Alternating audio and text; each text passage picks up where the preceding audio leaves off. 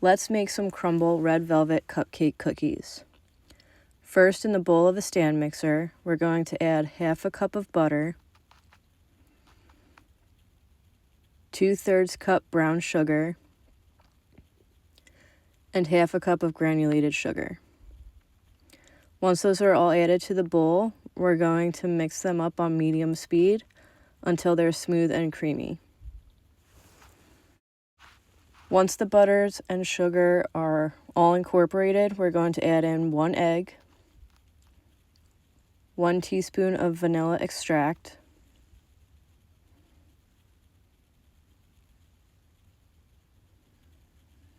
and 1 teaspoon white vinegar.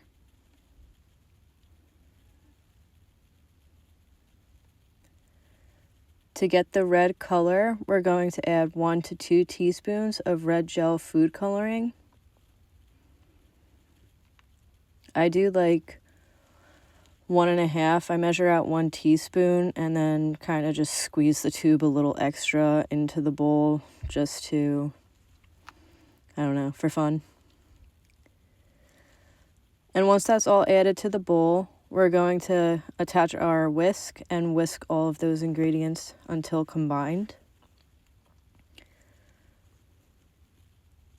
And so the mixture is completely red. So you're going to want to stop and scrape down the sides at some point as well to make sure that every part of that mixture in the bowl turns red.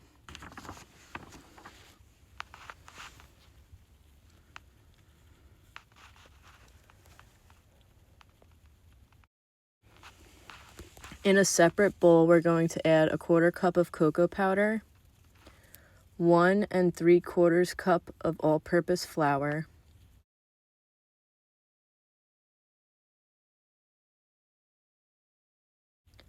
a 1/4 teaspoon of salt,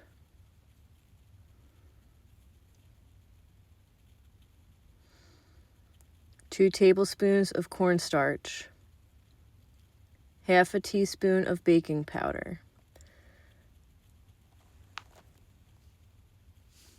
and we're just going to mix that all together until it's well incorporated. It should turn a lighter brown color due to the unsweetened cocoa powder. And so you just want to make sure that it's all mixed up together, and it will make it a lot easier. Once that's all done being mixed, you're going to add it in a little bit at a time to the mixture in the stand mixer and combine. You're going to want to change out the whisk attachment to the paddle attachment at that point as well. And so every so often you're going to add in more flour mix into the red mix and mix it around, scraping the sides as well to make sure everything is getting fully incorporated with each other.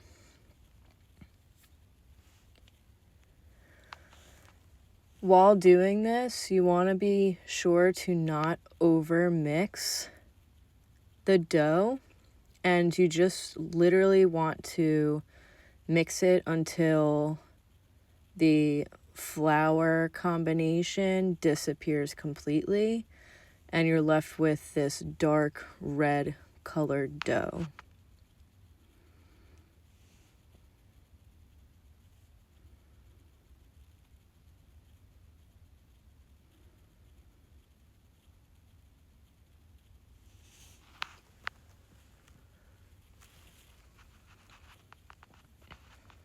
It should take about 3 to 4 dumps of the flour mix into the bowl of the stand mixer until you're done doing the additions, and then you're just gonna do that last scrape down of the bowl and the paddle attachment and mix it all up again just until the flour is all incorporated, being sure not to over mix.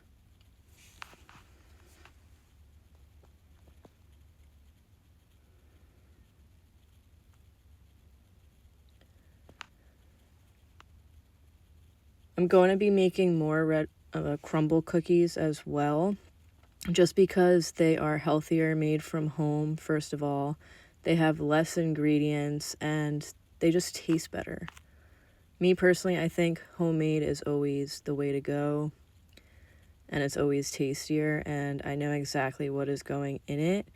If you can agree on that, let me know in the comments. Also, if you want to see a specific Crumbl cookie made from home that is like your favorite and you want to be able to make when it's not on their menu, or just in general so you don't have all the calories, sugar, and fats and everything, leave a comment and I'll add it to the list. So once the dough is all mixed up, you're going to take a tablespoon of that dough and just set it aside for later. And that's going to be baked to add a little bit of a red velvet cupcake cookie crumble on top of the other cookies. And then you're going to want to take a large cookie scoop and scoop out about 9 equally sized cookie dough balls. And so with each scoop, you're going to roll it up in your hands. And then what I like to do personally is get each ball rolled, make sure that they're all separated nice on the cookie sheet, and then flatten them to about 1/2 inch thickness on the pan so that I know that they're all spaced out well on the cookie sheet and all the same size.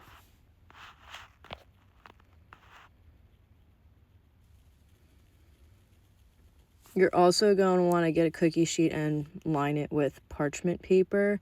And at this point, you could preheat your oven to 350 degrees Fahrenheit. That way it is nice and preheated for when you're done getting the cookies all prepped and ready to go into the oven.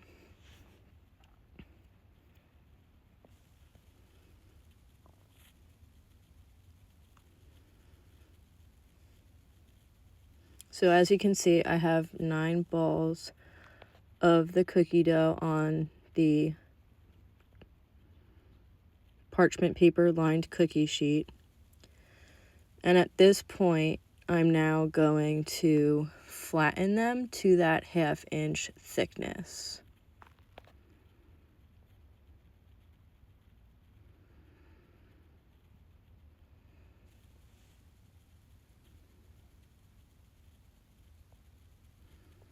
You can either take the dough balls into your hand and flatten them between both your hands, or simply just press down with the palm of your one hand down onto the cookie sheet itself. Either way, it doesn't matter. It's all the same. You just need to make sure that you have that 1/2 inch thickness.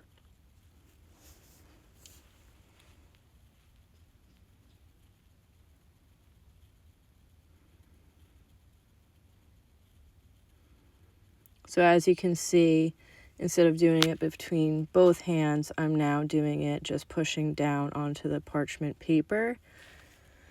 This way also kind of saves a very small amount, but saves a little bit of time because you're not wasting time picking up the cookie dough ball and flattening your hands and then having to place it down. It's just already there, and you're just pressing down against a flat surface to get it to that exact thickness that you want.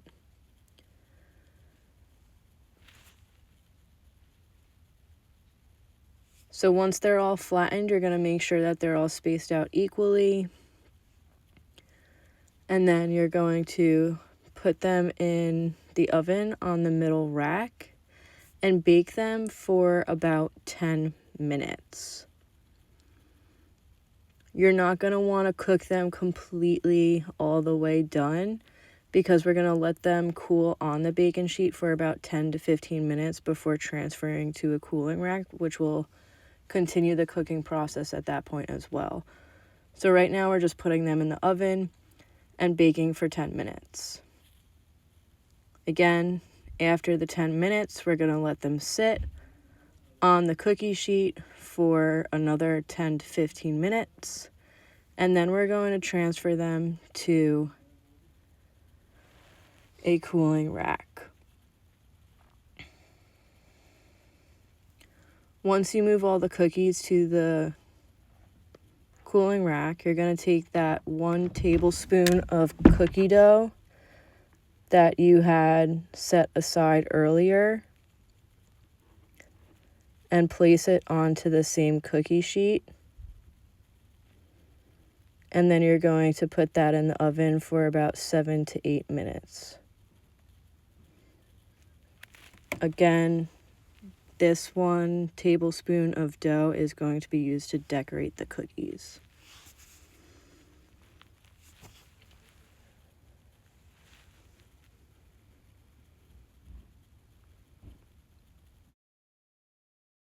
So once that 1 tablespoon is fully baked, we're just going to take it out of the oven and put it onto the cooling rack with the other cookies and just set those aside to cool while we work on our cream cheese frosting. So in the bowl of a stand mixer, we're going to add 3 tablespoons of butter that is softened, 4 ounces of cream cheese that is softened as well. And we're gonna cream those together with the paddle attachment until they're smooth and fluffy.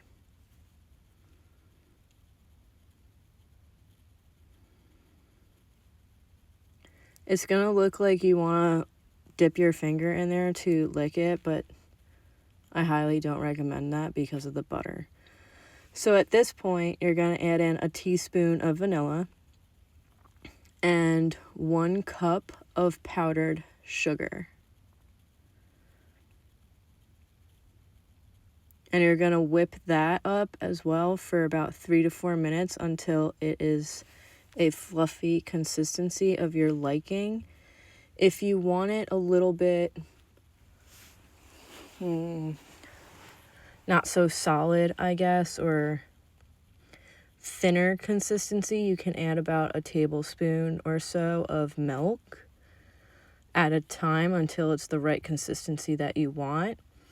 For this recipe, I highly recommend not doing that though, because you're going to pipe the frosting onto the cookies, so you want it to be a little bit more thick.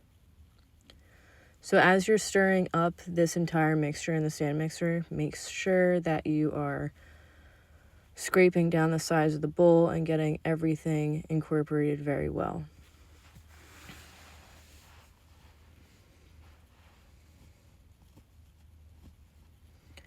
Once you are done getting the frosting all incorporated and fluffy and smooth, if it seems a little bit too soft, chill it in the fridge or freezer for just a few minutes, then whip it up again.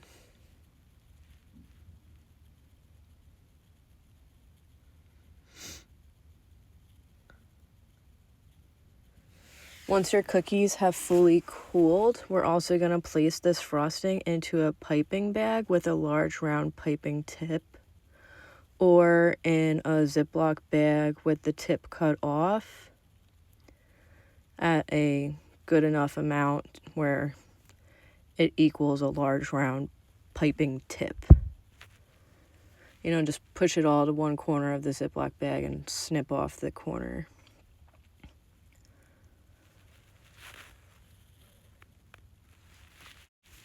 Once you have the frosting in whatever piping contraption, we are then going to frost each cooled down cookie.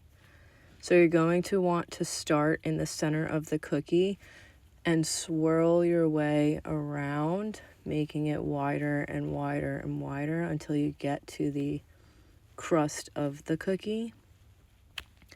And you're just going to repeat that for the rest of the cookies.